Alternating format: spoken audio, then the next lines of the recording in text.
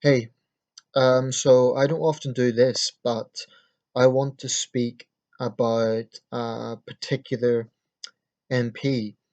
To my international viewers, MP is Member of Parliament. It's the equivalent of an American senator. A quick word on the US primaries. It looks like Trump has won Michigan, and it's a very tight race between Clinton and Sanders. A family friend actually lives in Michigan in Lansing, so I'm kind of keeping an eye out for what way Lansing goes.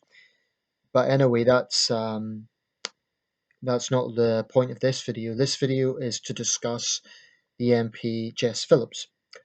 Now, the reason I want to talk about this MP in particular is because I believe she is a high rising figure within the Labour Party, and that worries me, because I think this woman is thoroughly obnoxious and problematic because of the sort of divisive agenda that she blatantly has. She became an MP in 2015 for the constituency of Birmingham Yardley. I used to live in the West Midlands, so I know that area, not specifically Yardley, but I know the West Midlands reasonably well. Birmingham's a very diverse city. Um, to my international viewers, it's our second largest city. So any Birmingham MP is going to have a diverse range of constituents. She won this from the Liberal Democrat incumbent, I should say, with a majority of about 6,000. Don't know the exact figure, I can't remember, but it was about 6,000. So quite a comfortable majority. How she got elected, I don't know. All I can say is she must have used a more moderate campaign, because the sort of things this woman has come out with ever since is nothing short of disgraceful. A bit of background about Jess Phillips, from what I know about her.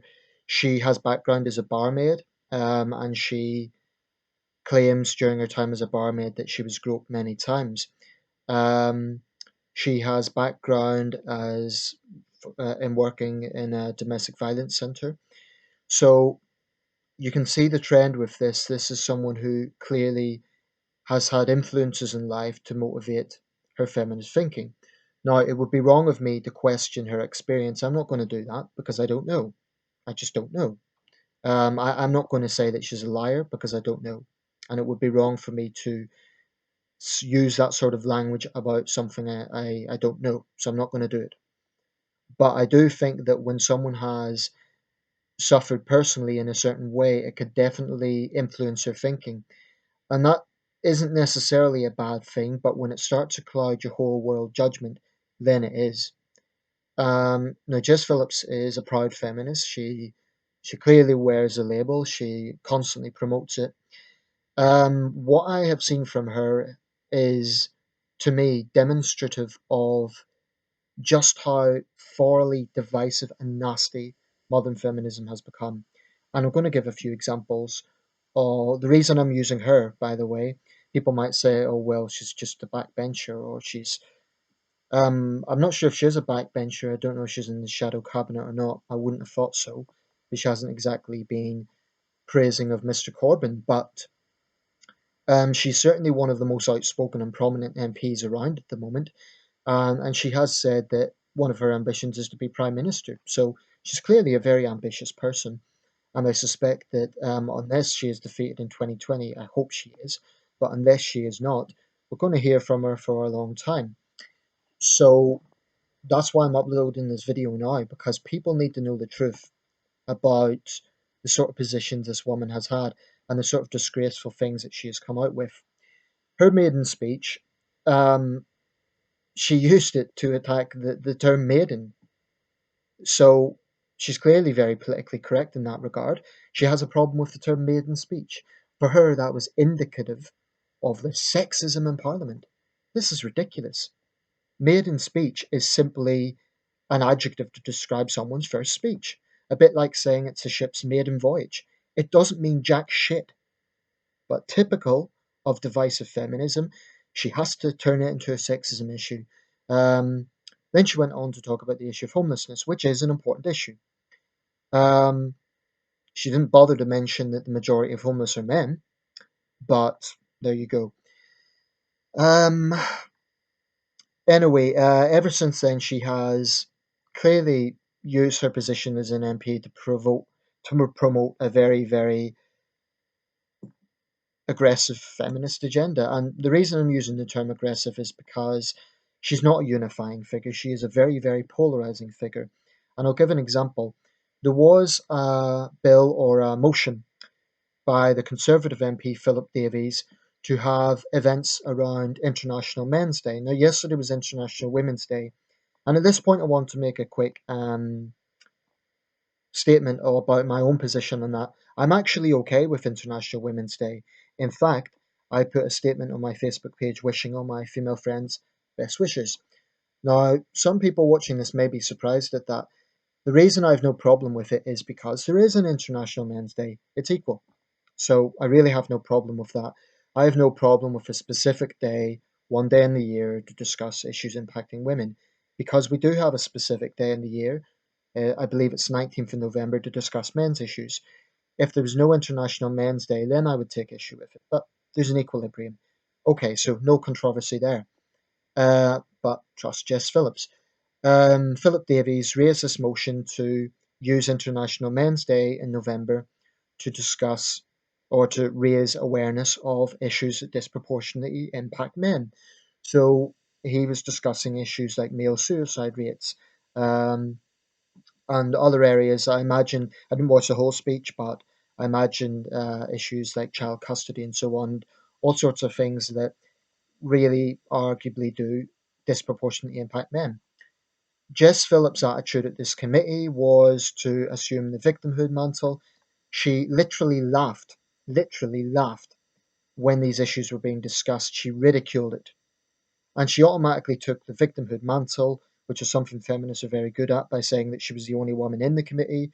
So this is demonstrative of the real issue of sexism against women. In other words, she's trying to sweep all the issues that Philip Davies was raising under the carpet, say, oh, let's trivialize those, let's not discuss those, and let's just make it all about how much of a victim I am.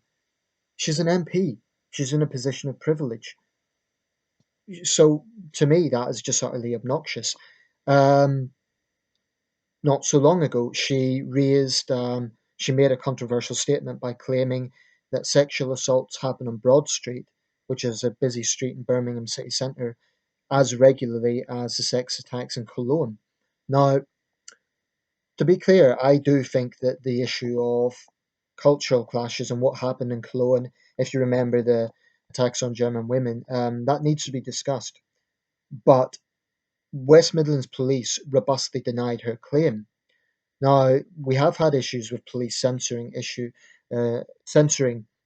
crimes in order to reduce community tensions, but I haven't heard of an example of them outright denying something. On this occasion, they did. So that demonstrates that she is either exaggerating or outright lying, which is completely reckless as an MP. The war calls for her to resign. Now, if she can produce evidence for her claim, that's a different matter. But to me, it is just demonstrative that this is a woman who clearly has an agenda. It is a very, very divisive agenda. And the good people of Birmingham Yardley, I'm not going to tell them how to vote. I don't live there. I don't know all the issues there. But I will say, certainly to the male voters there, have a good long hard look at this woman when you go to vote in 2020. She is stirring up hatred against half the human race. She is blatantly a misandrist who thinks that issues that impact men, such as male suicide, is something to laugh about. Um, and she has a long track record of this. When she was discussing with Jacob Rees-Mogg, who's a Conservative MP, um, the issues of Labour's electability, she attacked Jeremy Corbyn not for his policies, but because he is a white male. That is the sort of regressive thinking that makes people like her look ridiculous. So she is attacking him for something that's beyond his control. This is crazy. And any reasonable person can see that that is crazy. So I really, really hope the people of Birmingham Yardley have a good, long, hard think about this. As an actual MP, I don't know how good she is, but I do believe that character is important. And this is clearly someone who has a very aggressive, divisive feminist agenda. Now, she has ambitions to be in number 10. To me, she's an extremist. She should not get anywhere near that spot. I don't think she should be in the cabinet. Never mind getting anywhere near number 10. This is someone who's driven by hate, quite clearly. Um, and a quick thing I want to explain here, I have no issue with Jess Phillips raising issues that impact women. I have no issue with that at all because she has a job to represent all her constituents, and there are certainly issues that impact women. But what I deeply resent is the fact that she actually tried to censor parliamentary discussion of issues impacting men. That is utterly despicable. Utterly despicable. If that was any other group of people, then it would be in all the headlines tomorrow. Say, for example, you had a white MP trying to block discussion of racism against black people, as an example. Then, I just feel it is utterly disgraceful that she is allowed to get away with this. And, I was tempted, frankly, to go to her Facebook page and have a rant about this, but then she'd probably report me for being a sexist troll, which I'm not. But all I want to say is shame on Jess Phillips, and I really, really hope voters in that constituency have a good long look at her record of stirring up divisive language between men and women. It's a disgrace. Any politician who seeks to divide people needs to be treated with caution, and that's what she is doing. She is perpetuating a constant victimhood mentality. And as if that in itself wasn't bad enough, she's doing it by literally laughing at issues that impact the other half of the population.